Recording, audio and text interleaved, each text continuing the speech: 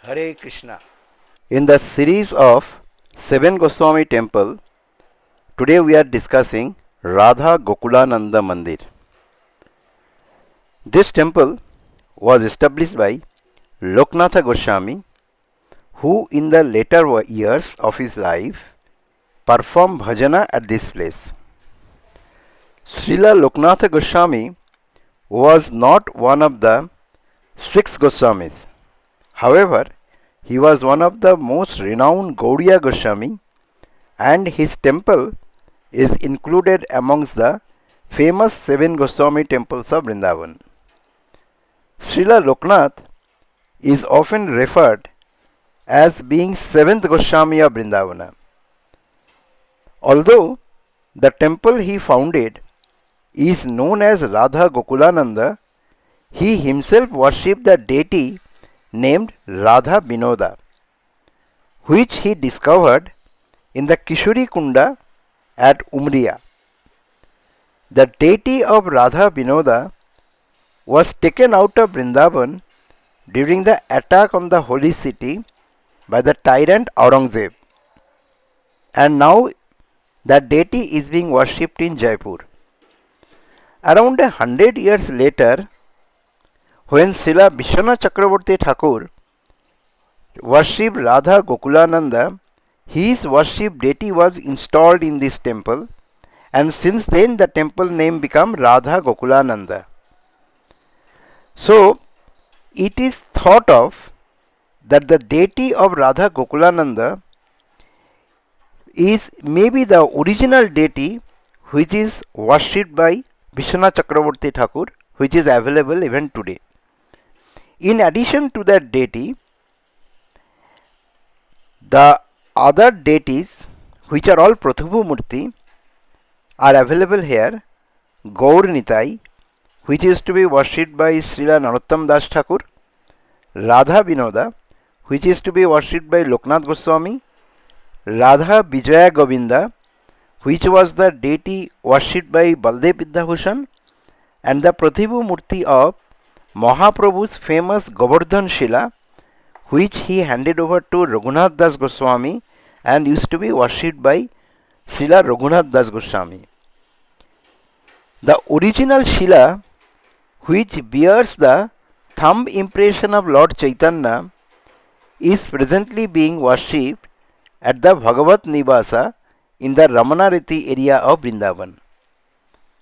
Within the compound of Radha Gokulananda Mandir, we could also see samadhi of acharyas like Loknath Goswami, Vishwanath Chakravarti Thakur, Narottam Das Thakur, and Ganga Narayan Chakravarti. Loknath Goswami, it is said, was born in 1483 and he entered samadhi in the year 1583. His body was entombed here next to the temple that he founded and where he also performed bhajana. Loknath Goswami, as mentioned in Chaitanya Charitamrita Adi Lila, is one of the most important disciples of Gadadhar Pandit. He received instruction from Lord Chaitanya in a dream to go to Vrindavan and locate the sacred forest and Krishna's pastime places. Along with Bhugarbha Goswami, Loknath Goswami came to Vrindavan and he found many forests and also found the deity of Radha Vinod, which he used to worship. It was around 1509 he reached Vrindavan. He was extremely humble Vaishnava and he requested Krishnadas Kaviraj Goswami not to mention his name at all in his classic Vaishnava literature Chaitanya Charitamrita. Due to his natural humility, he did not feel qualified to accept any disciple, although many were ready to accept him as their guru. However, Srila Narottam Das Thakur had lot of effort to convince him to take his as him disciple. It is believed that Lord Chaitanya appeared to him in dream and told him that in future there will be a special devotee, Narottam Das Thakur, whom he has to accept as devotee. Narottam Das Thakur Pushpa Samadhi is also located in the same temple. This is the Pushpa Samadhi of Srila Narottam Das Thakur, who disappeared in the year 1611 while he was in Bengal. The Pushpa Samadhi contains a flower garland worn by Narottam Das, his outer cloth, a kaupina, and his japa beads. He was the only disciple of Loknatha Goswami, and he became famous for the large number of devotional songs that he wrote.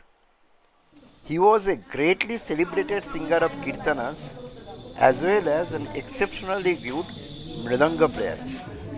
He was also a powerful preacher of Mahaprabhu's mission and covered thousands of to the bhakti cult of Lord Chaitanya in Bengal and Assam, as well as in the state of Manipura, where he was the first to introduce the Sankirtan movement.